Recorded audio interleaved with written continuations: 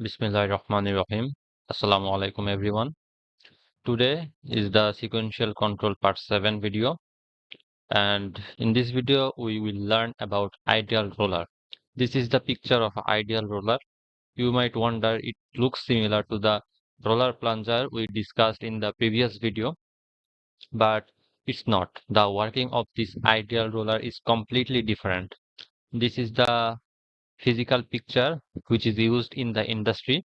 This is the cross-sectional design of ideal roller.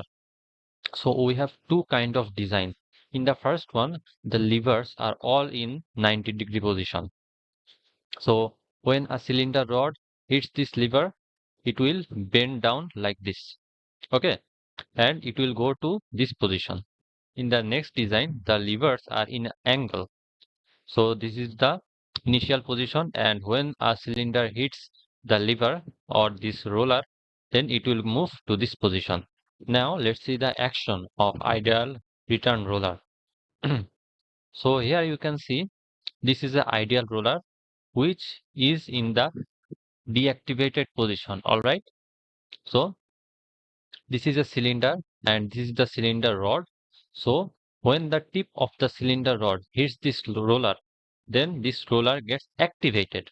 Okay, activated, and this rod moves forward. This ideal roller, when activates, instantly it deactivates. So the signal is like this. Initially it is deactivated, but when the cylinder hits, it makes a spike. So the signal, the ideal roller gives a impulse signal. After that, when this cylinder retracts, the ideal roller doesn't activate. It remains in this deactivated position and the cylinder retracts. So this ideal roller is configured so that the only thing it sends is the extended position of the cylinder. When cylinder is retracting, it won't get activated. I will show you a live demonstration.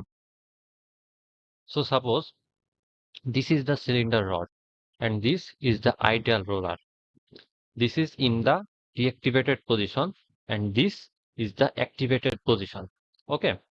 So according to the fluid sim software, there are two kinds of ideal roller and I will show you both. First one is that this ideal roller is configured to sense the extending position of the cylinder.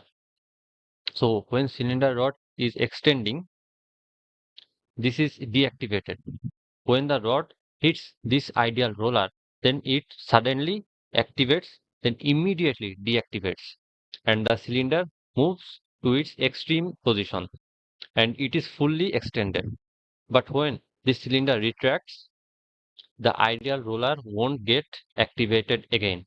It remains in the deactivated position and the cylinder moves to the extreme retracted position. Okay, this is one kind. The next kind is this ideal roller is configured to sense the retracting of the cylinder rod. So this is cylinder rod. This cylinder rod is extending. It hits the roller, but this is in deactivated position. It won't activate it. The cylinder goes to the extreme extended position. Now this cylinder rod is retracting.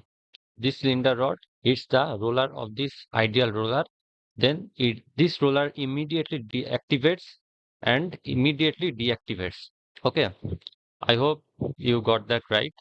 So ideal rollers can be configured to sense the extending or retracting position of a cylinder rod. So that is exactly happening in this picture. The cylinder rod is extending and this ideal roller sense the extending position. Then it immediately activates and the cylinder goes to its extreme extended position. And when the cylinder is retracting, the ideal return roller won't activate a second time.